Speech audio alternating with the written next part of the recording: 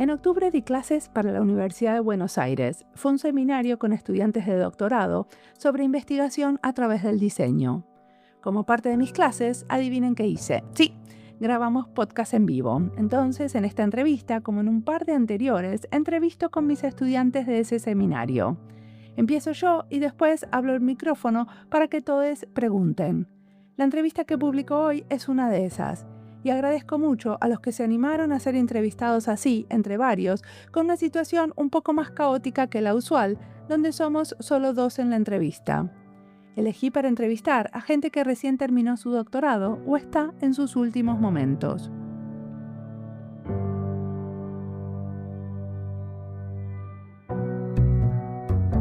Zulma Julieta Castro Pacheco es una diseñadora e investigadora colombiana que trabajó en Perú y en Colombia. Nos cuenta sobre su investigación de doctorado, donde se pregunta cómo se puede diseñar la artesanía contemporánea sin perjudicar a las comunidades, y cómo trabajar con esas comunidades sin borrar su tradición. Ella estudió las relaciones entre diseñadores y artesanos y nos cuenta qué descubrió. Mi nombre es Mariana Salgado, esto es Diseño y Diáspora.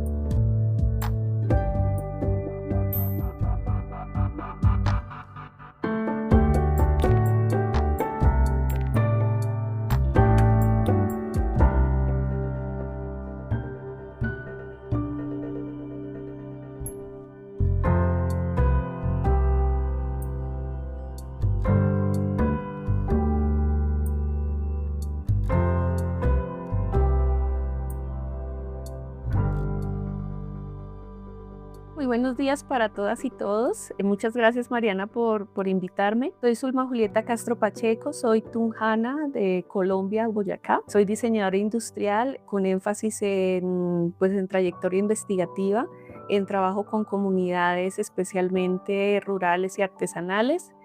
He sido docente de la universidad en el programa de diseño industrial de la UPTC, la Universidad Pedagógica y Tecnológica de Colombia. Pertenezco al grupo de investigación en diseño Taller 11. Es una universidad que es de carácter nacional y pública aquí en Colombia. Es una de las más grandes que tiene el país.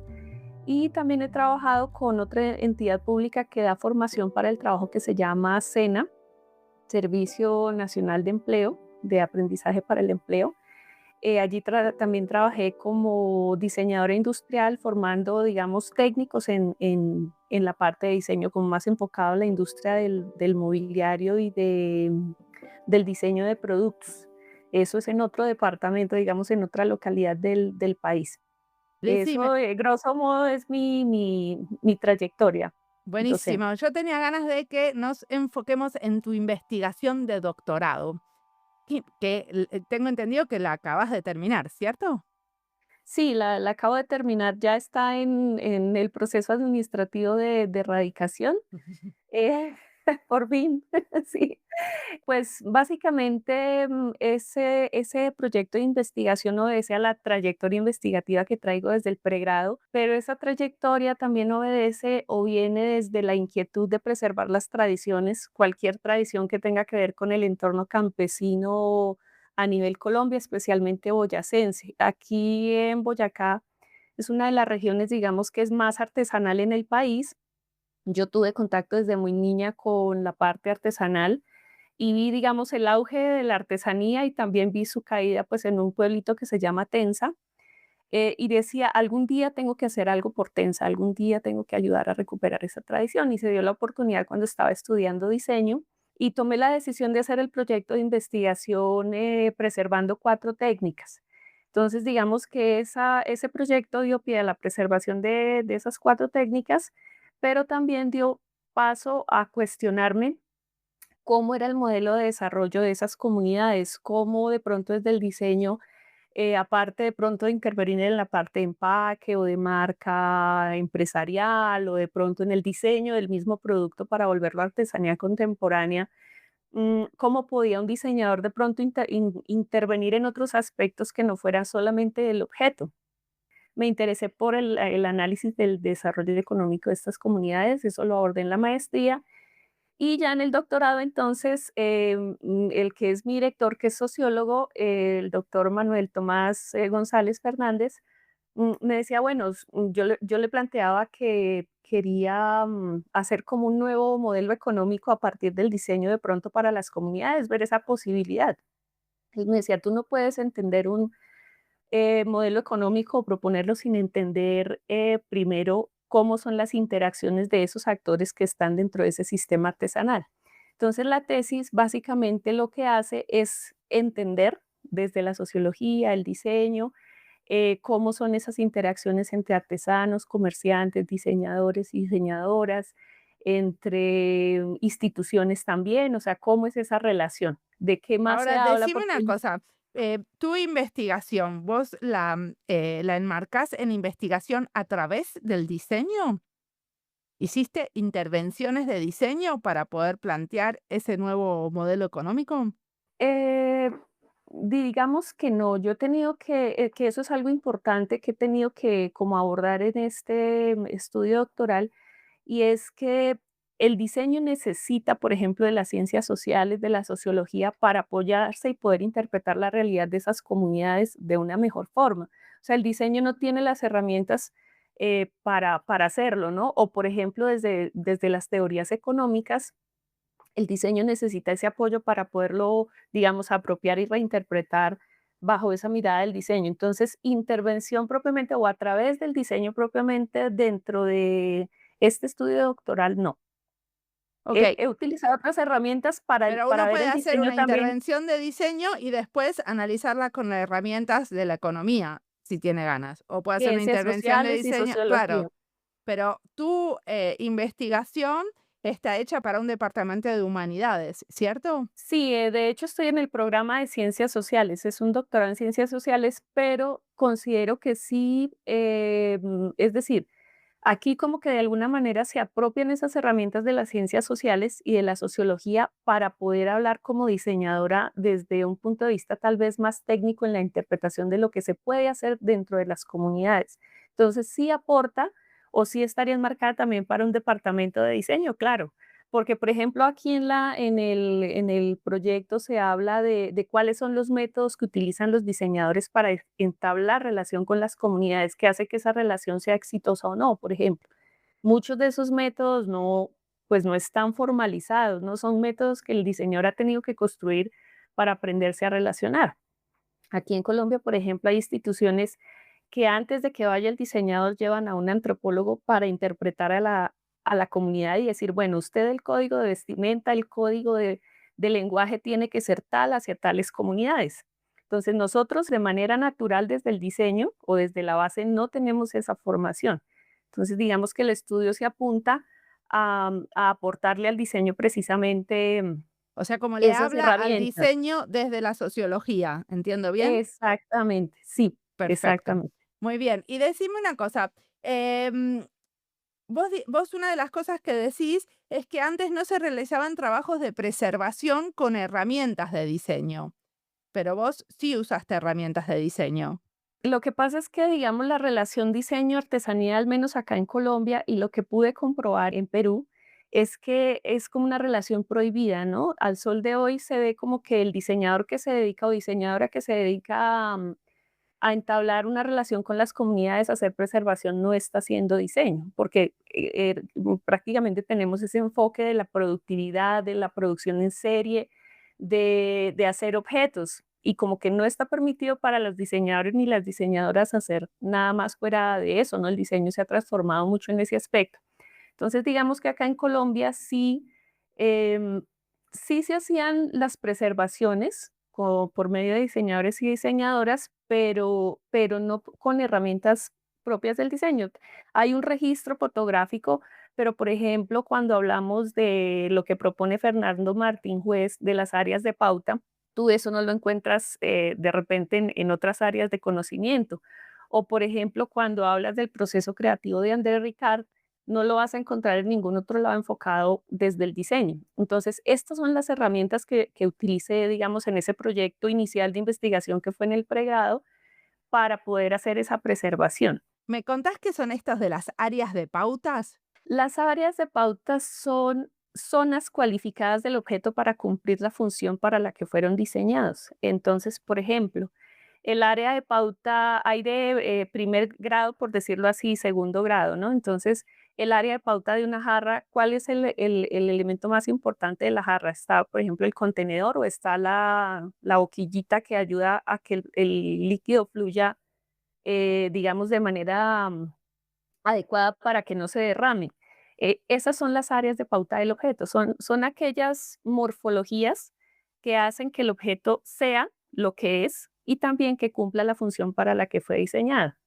Entonces, si tú, por ejemplo, hablas de un hacha, de uno de los objetos más antiguos de la humanidad, ¿cuál es el área de pauta? O sea, ¿cuál es esa área o zona cualificada que le permite cumplir la función para la que fue diseñado? Entonces, El uno podría filo. pensar en el filo, ¿cierto? Y en esa jerarquía entonces estaría el mango, por ejemplo, ¿sí? O de donde se sostiene.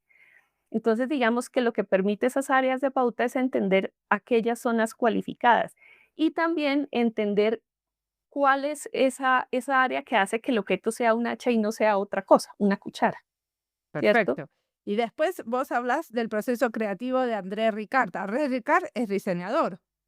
Sí, sí, André Ricard es diseñador. Él hace bueno, en este momento se me va un poquito el título del libro, pero él habla o compara el proceso evolutivo de la naturaleza con respecto al proceso que hace el diseñador o la diseñadora como proceso creativo. Entonces él habla, por ejemplo, que hay una incitación cotidiana, o sea, todo lo que me rodea me ayuda como a alimentar ese proceso. Eso es como el primer paso. Después ahí hay una transformación en la cabeza, ¿cierto? O sea, hay una serie de enlaces, por decirlo así, que hacen que yo piense cómo resolver esa necesidad. Hay una plasmación en tercera dimensión, que es cuando pasamos eso que hay en la cabecita aquí a lo que es una maqueta. Habla de la plasmación gráfica, ¿cierto? Entonces, un dibujo antes, por ejemplo, de hacer lo de la maqueta, y ya está el sello personal. Entonces, el sello personal es aquello que yo le imprimo para que yo sepa que ese es un Mercedes-Benz y que es de Mercedes, o que ese es un objeto Julieta Castro o Mariana Salgado. O sea, hay unos elementos, digamos, desde la parte simbólica que hacen que ese objeto sea o sea identificado como un diseño mío. Entonces, lo que yo hice en aquel primer proyecto fue ver o verificar cómo yo quería saber qué pasaba en la cabeza de los artesanos y de las artesanas. Entonces, fue verificar de esos pasos cuáles cumplían los artesanos o las artesanas. Y, por ejemplo, dentro de ese estudio yo pude comprobar que solamente uno de los 218 artesanos más o menos que se entrevistaron hizo plasmación gráfica, es decir, hizo un dibujo para poderlo elaborar. La mayoría pasa, digamos, del proceso mental a la tercera dimensión. Y todos obviamente sí tienen una incitación cotidiana. Es que yo vi una mariposita y quise hacer una mariposita igual en tal material, ¿no? Hay una selección también de materiales. Entonces, ¿Pero eh, entrevistaste 218 artesanos? sí, más o menos, porque son 272, mentiras, porque son en Tensa, la mayoría de la población en esa época era más o menos 4.000 personas y casi que el 80-90% son artesanos y artesanas. Entonces, digamos, la muestra válida para esos casos es del 18%, entonces el 18 correspondía a esos 272 artesanos Ojo. y artesanas. Ahora quiero Entonces, abrir un poco, si alguien quiere preguntar, sí, pueden abrir el micrófono, las cámaras, abran las cámaras si van a preguntar, ¿eh? Quiero abrir por si alguien tiene alguna pregunta, porque ahora ya llegamos a lo que estuviste haciendo. Paulina. Sí, yo tengo una pregunta más que diseños de la artesanía como tal, que tú dices que en el diseño en Colombia se usa para transformar la artesanía en artesanía contemporánea. O sea, la metodología es tradicional, chao, y ahora en la contemporánea. sí, justamente parte del proyecto doctoral o digamos mi intención desde que inicié esa trayectoria investigativa es tratar, por un lado, de ser parte de los diseñadores que nos ven como bichos raros por dedicarnos solamente a la preservación, ¿verdad? Si tú te das cuenta, por ejemplo, en Perú o en Colombia, que son pues o bueno, de pronto hasta México, son los ejemplos más cercanos que tengo. Siempre hay diferentes tipologías de artesanía. Está la tradicional, por ejemplo, acá está la artesanía indígena, está la artesanía contemporánea. Entonces, la contemporánea es la que precisamente tiene esos elementos de diseño. Lo que pasa es que hay una línea muy delgada entre esa intervención. Entonces, digamos que la gran pregunta que nos asalta a muchos diseñadores y diseñadoras es esa, ¿no? O sea, ¿cómo lograr hacer un trabajo con comunidades artesanales sin, por ejemplo, borrar toda una tradición artesanal de años, o sea, de siglos?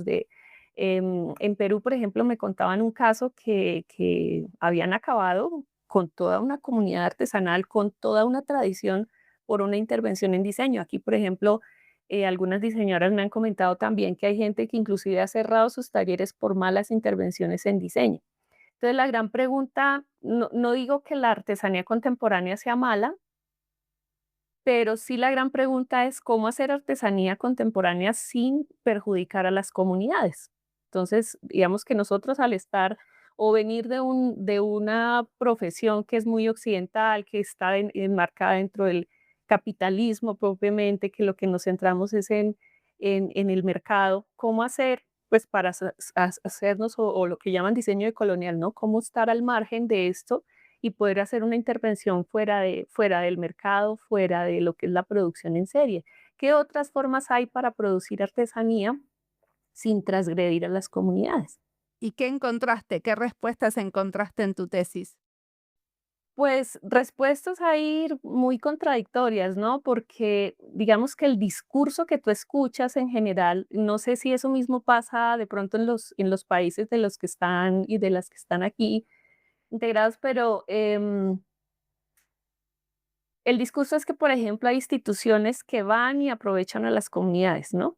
Hacen la intervención y chao, hasta ahí fue la relación, ¿cierto? Las comunidades, por ejemplo, desde la parte humana resienten mucho eso, ¿no? Porque para las comunidades, para las personas que están allí, el hecho de que tú vayas como profesional implica un vínculo un poco más humano, mucho más allá de un mero trabajo profesional, ¿no? Para ellos es mucho más significativo y especialmente para comunidades campesinas. Entonces, en el discurso escuchas que no les gustan las instituciones, por ejemplo, del Estado, o no les gusta esa relación en la que vienen, intervienen y se van, ¿no? Pero también logro yo encontrar que muchas dicen, o bueno, lo que pasa con los comerciantes también, ¿no? Se menciona que hay una explotación muy grande por parte de los que son los comercializadores o los intermediarios que son los que tienen el primer contacto con las personas artesanas. Entonces, todo el mundo se queja que hay una mala relación, que hay explotación, pero tú vas y le preguntas a los artesanos y a las artesanas y dicen, no, pero es que es bueno que existan comerciantes porque si no es por los comerciantes, la artesanía se deja de hacer, se deja de vender, es nuestro sustento y eso hace que permanezca, ¿no? Entonces, bueno, yo la verdad encontré muchas contrariedades en ese aspecto. Perfecto. Raquel. Sí, yo me preguntaba en lo que ibas contando de los cambios que tienen que ver con la producción y el consumo como más sustentable. Y yo creo que las comunidades, y es una mirada como personal, ¿no? Más de artesanías, tiene como una relación mejor en esta sustentabilidad, digamos, en los territorios y en la manera de hacer y vincularse entre esa producción y el consumo. No sé si de eso pudiste ver algo o... Sí, Raquel, mira, ahora que lo mencionas, me hace recordar que una de las cosas que siempre ha estado presente también en el discurso es el hecho de que los que somos o las que somos diseñadores y diseñadoras llegamos como con un perfil muy alto, ¿no? Llegamos por encima, sabemos todo. Pero lo que yo siempre he pensado es que desde muy, digamos, desde el pregrado, es que desde antes, las personas del campo, las personas, digamos, que como dices tú, están inmersas en esos contextos, son gente que tiene mucha sabiduría, ¿no?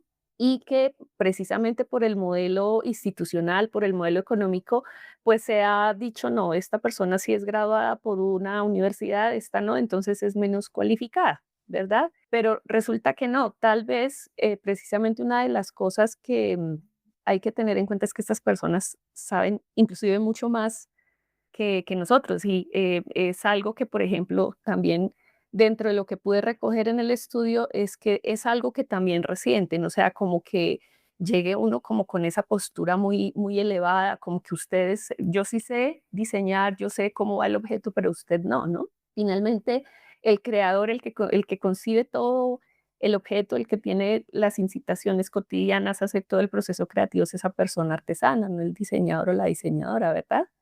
Entonces, sí, en ese sentido de la sostenibilidad, claro, ellos tienen mucho más que enseñarnos y precisamente el trabajo que yo he venido haciendo es como de recoger esa sabiduría. Creo que eso es válido para el diseño, o sea, que elementos como la sustentabilidad, un modelo económico, el relacionamiento entre las personas, nosotros que en diseño creo que también podemos hablar de eso porque pues finalmente es diseñar, ¿no? Que en mi caso, por ejemplo, el apellido es industrial, pero también hay que cuestionarnos, que yo me cuestiono es, bueno, hablando de qué industria, ¿no? ¿Desde qué punto de vista? Cuando a ti te hablan, por ejemplo, de los modelos económicos de los países desarrollados y no desarrollados con respecto a quién, ¿verdad? Entonces, sí hay que ser muy cuidadoso, por ejemplo, en ese aspecto de también como desde donde uno se para conceptualmente, analizar a las comunidades o analizar al mismo diseño. Entonces, industria, también los artesanos tienen industria. La gente del Paleolítico también tenía industria.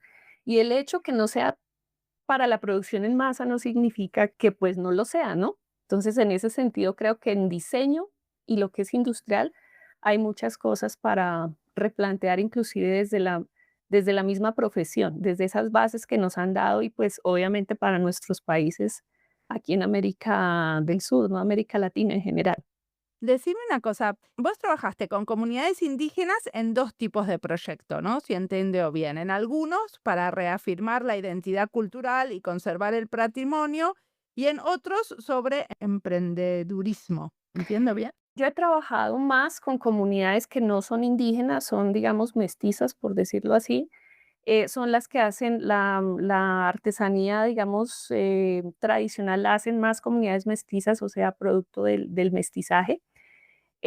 Tienen un porcentaje mucho más grande acá en el país. La única comunidad indígena con la que yo he tenido contacto desde el diseño y a través del estudio es con la comunidad Chipibo Conibo del Perú.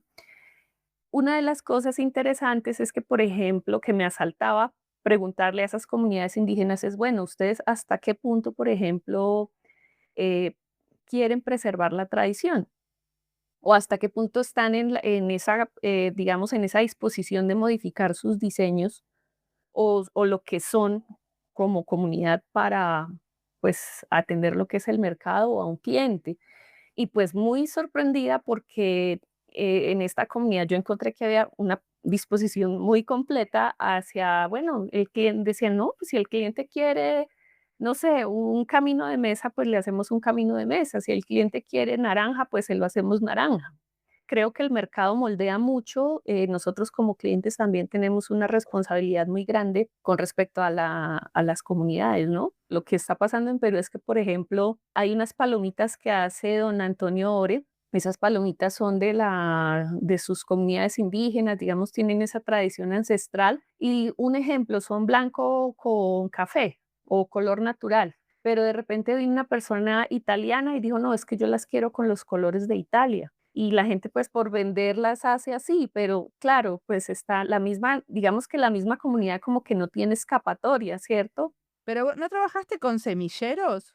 Sí, los semilleros de investigación aquí, no sé si conozcan el concepto, es la formación de estudiantes, digamos, en pregrado para hacer pues carrera en investigación. Entonces allí, digamos, se les dejan varias actividades dentro de los proyectos, se les explica qué es investigación, digamos que se les da el espacio como para proponer temas que les inquietan como diseñadores, no todos los estudiantes que hay allí, no hay un porcentaje alto de estudiantes, pero sí es como por vocación. Yo quiero como ir un poco más allá de lo que estoy viendo en la carrera y quiero hacer parte de un grupo de investigación.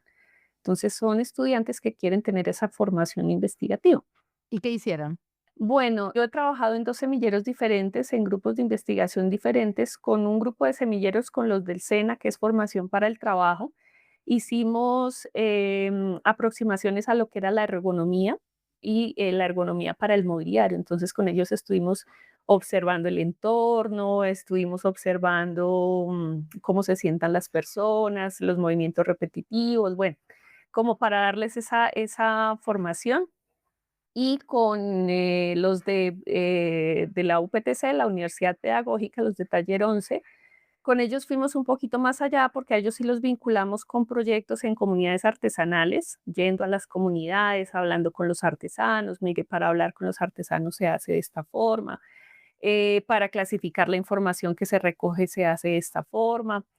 También hicimos programas radiales. Aquí la UPTC cuenta con una emisora, entonces se hicieron algunas, por ejemplo, guiones o machotes, pues si se puede llamar así, para hablar sobre temas de diseño y tuvimos la participación con los estudiantes en esa experiencia de lo que es hacer un programa radial. Básicamente eso, también hicimos pues cosas como de conocernos un poquito, ¿no? ¿Qué piensan de la investigación? ¿Cómo pues han sentido que les ha, o sea, cómo sentían esa experiencia de estar dentro de dentro de un proyecto de investigación, dentro de un grupo? ¿Qué creen que más podemos hacer? ¿Cómo podemos mejorar? Como también recoger un poquito la visión, porque algunos piensan dentro de la universidad, no digo que solamente de diseño, pero como que en algunos grupos no se hace nada, ¿no? Como no se ven cosas tangibles, y pues como también muchos, digamos, con respecto a esa parte artesanal, no, pues no lo ven como si no es producción en serie, no es, bueno, allá no hacen nada. Entonces, como conocer un poquito, explorar un poquito ellos cómo ven esa parte también. Y estas cosas que hiciste en los semilleros, ¿también es parte de lo que vos documentaste para tu tesis de doctorado?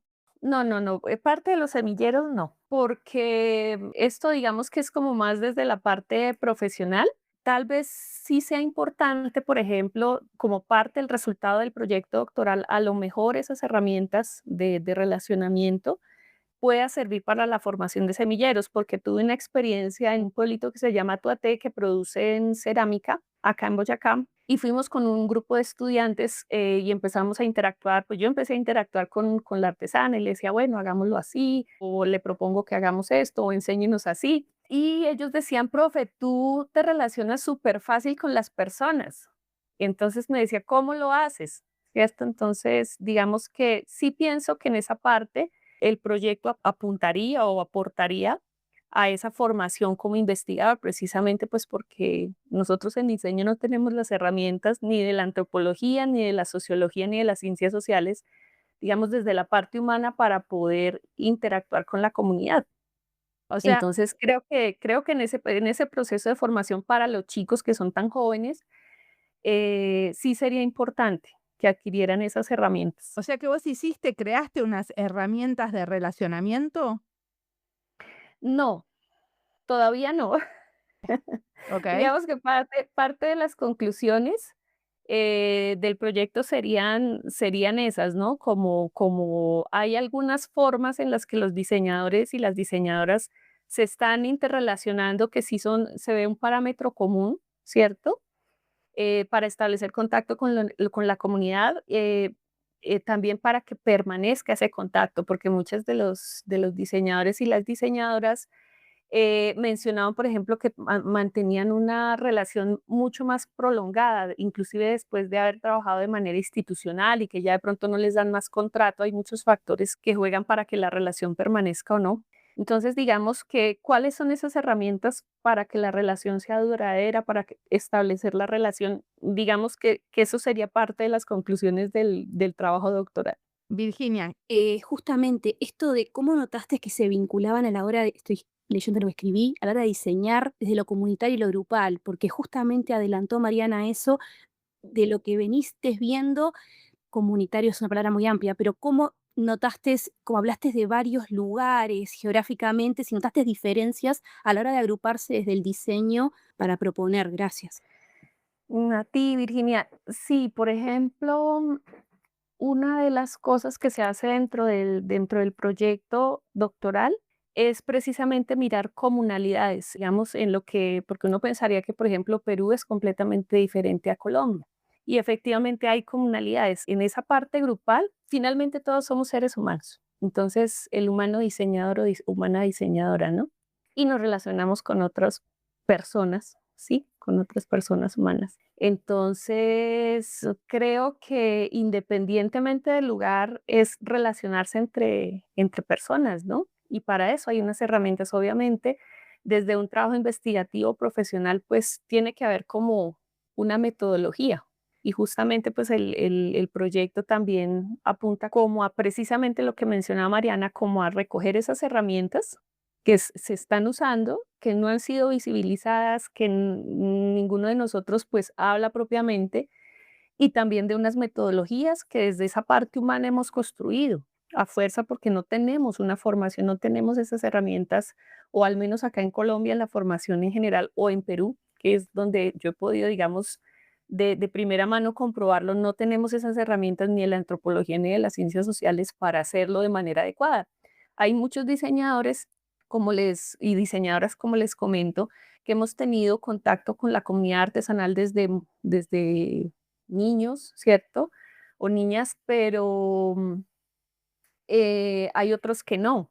O hay unos que tenemos de pronto más empatía hacia las personas, otros no.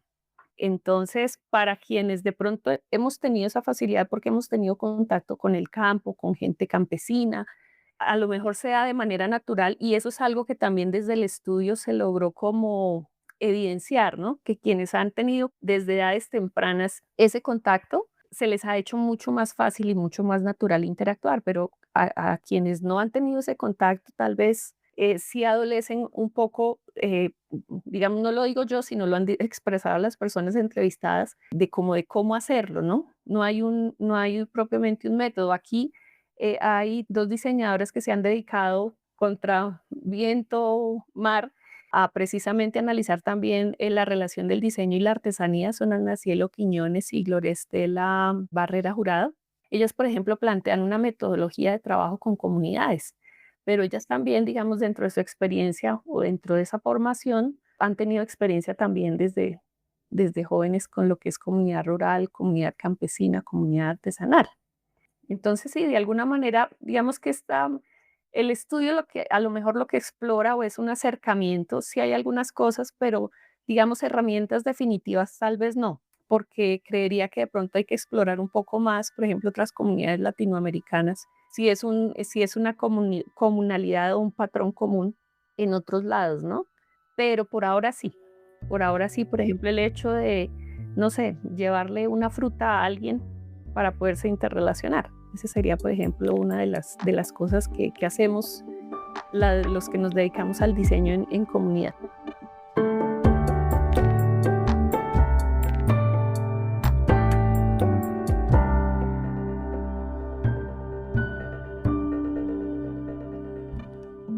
Esta entrevista es parte de las listas Territorio y Diseño, Perú y Diseño, Colombia y Diseño, Investigación en Diseño y Estudios Críticos en la TAM.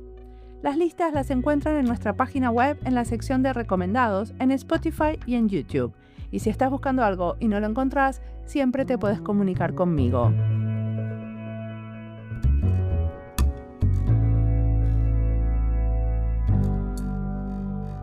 Sobre las relaciones entre diseñadores y artesanos hablamos en muchos otros episodios de este podcast. En general, estas entrevistas las encuentran en la lista Territorio y Diseño.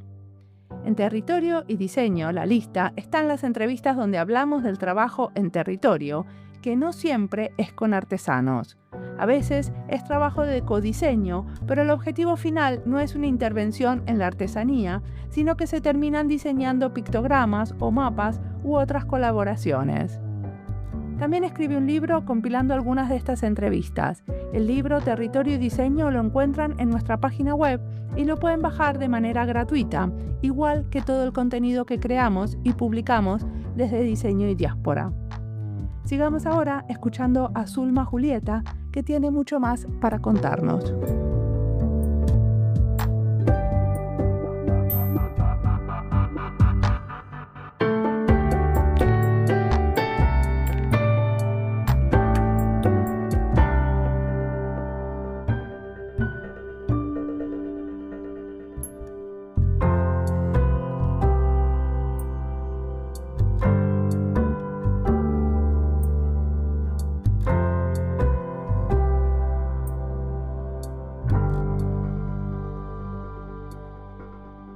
Decime una cosa, ¿qué nos recomendás leer, mirar, escuchar en relación a este trabajo?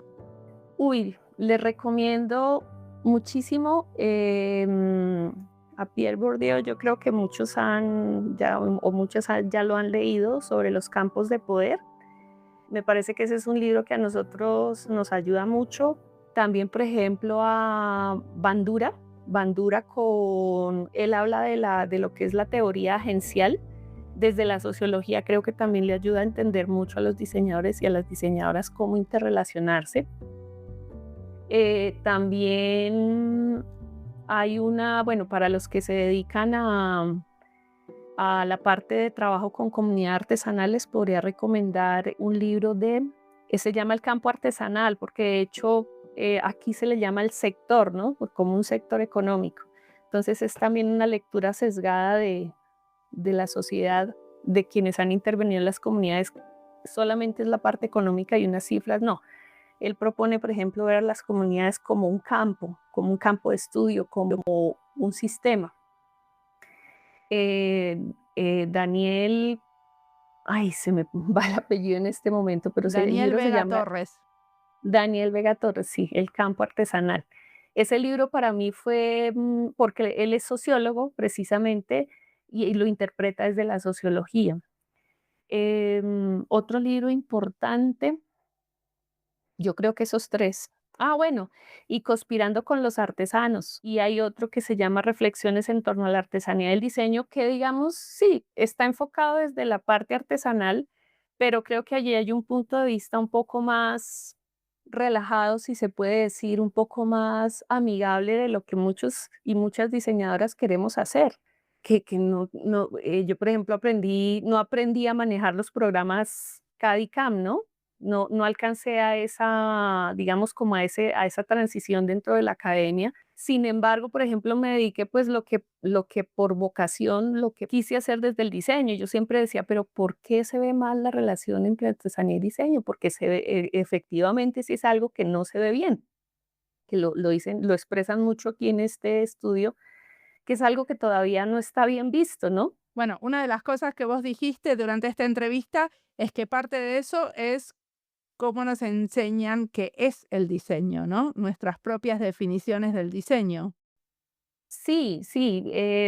Si tú te das cuenta, por ejemplo, si hablas con campesinos, no solamente en la parte artesanal, sino si hablas con campesinos, ellos dan soluciones, por ejemplo, no sé, está lloviendo mucho, hagámosle tal maquinita o resolvámoslo de tal manera, o por ejemplo, de manera comunitaria. Ellos dicen, no, pues no podemos resolverlo por parte del Estado, pero entonces nosotros mismos resolvámoslo así. Y lo mismo en las comunidades artesanales. Yo creo que, claro, ellos no tienen una formación como más intencionada, si se puede decir así, de, por ejemplo, lo que son parámetros de color. Sin embargo, por algo, desde su incitación cotidiana, desde lo que es el entendimiento del mundo, dan esas soluciones. Creo que ahí es donde nosotros tenemos como que recoger esa información. ¿Por qué llegaron a esa solución y no a la solución que daría la persona diseñadora, ¿no? ¿Qué hay ahí? Eso creo que es importante. Yo creo que en este cambio que está teniendo el mundo y pues en todo el caos que estamos en muchos aspectos, por ejemplo, sobre todo en la parte ambiental, creo que las comunidades campesinas y creo que las comunidades artesanales las comunidades indígenas, de hecho, tienen muchas de las respuestas y creo que no podemos ser ajenos o ciegos o taparnos los ojos a eso que está ahí ya respondido.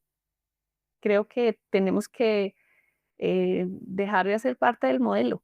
Pues no sé si sea muy radical lo que esté mencionando, no quiero transgredir nada, pero pues esa es mi forma de pensar. Creo que una de las maneras es ser diseñadores muy críticos, ¿no? Diseñadoras con un punto de vista muy crítico frente a lo que es la profesión y frente a lo que pasa en la sociedad. Decime una cosa, y en el futuro, ¿cómo pensás incidir en este área? ¿Hacia dónde vas? Ahora acabas de terminar la tesis. ¿Cuál es el próximo paso? Pues mira, ahora que hablabas de las herramientas y de las metodologías, sí estoy trabajando en una publicación en la que precisamente hablo como, no diría que de unas herramientas y metodologías definitivas para el diseño, para las personas diseñadoras, pero que sí de pronto orientarían un poco más el trabajo en comunidades rurales y en comunidades artesanales.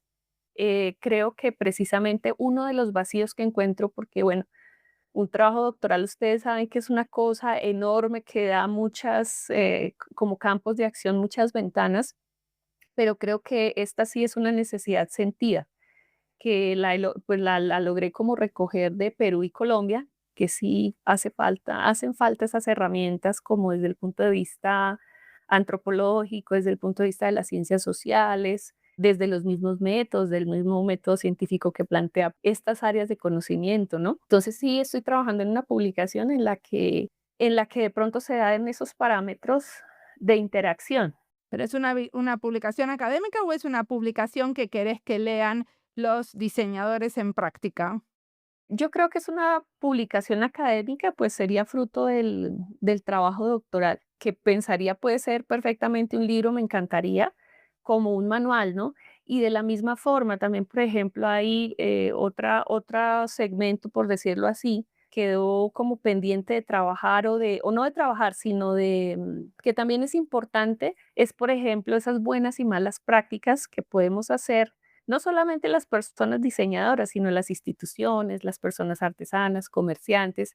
Hay una serie de vacíos allí en las que pues podemos trabajar y es, por ejemplo, como diseñadora, ¿cómo hago esa intervención? ¿Cierto? ¿Estoy haciendo malas prácticas o no? Entonces, como evidenciar eso que está pasando, que como les comento, se ha quedado en el discurso, que como que está en el aire, pero que nadie se atreve a plasmar porque pues obviamente allí hay muchas relaciones de poder. Hay muchas relaciones de poder en las que hay que ser muy, muy cuidadoso, pues como en eso que se expresa, como que la gente lo reconoce en secreto, pero a la final como que no es algo que se visibilice más, ¿no?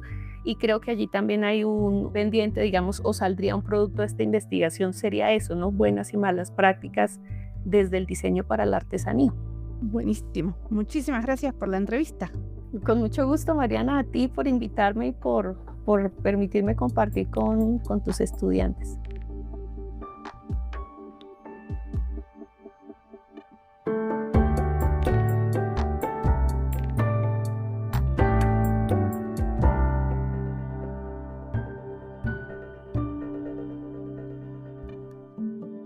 Nos quedamos esperando la publicación de las herramientas a las que se refiere Zulma Julieta al final de la entrevista. Las publicaremos en nuestra página en Instagram. Ahí es donde publicamos las recomendaciones que nos mandan. Muchos de los que fueron entrevistados en este podcast nos comparten material, eventos y publicaciones. Nosotros usamos el canal de Instagram, donde ya tenemos casi 14.000 seguidores, para difundir esa información. Es un servicio a la comunidad que nos sigue y una manera de estar en contacto con los que ya entrevistamos. Otra cosa que hacemos es que después de cada entrevista, donde preguntamos qué nos recomiendan leer, escuchar, mirar o jugar, elegimos uno de esos recursos y los recomendamos al día siguiente. Si nunca miraste nuestra página en Instagram, no te la pierdas porque está llena de recomendaciones y material inspirador. Y así llegamos al final de este año. Nos tomamos vacaciones y por un par de semanas no vamos a publicar. Pueden ponerse al día y aprovechar el tiempo escuchando los episodios anteriores. Felices fiestas a los que festejan. Feliz Año Nuevo. Abrazos.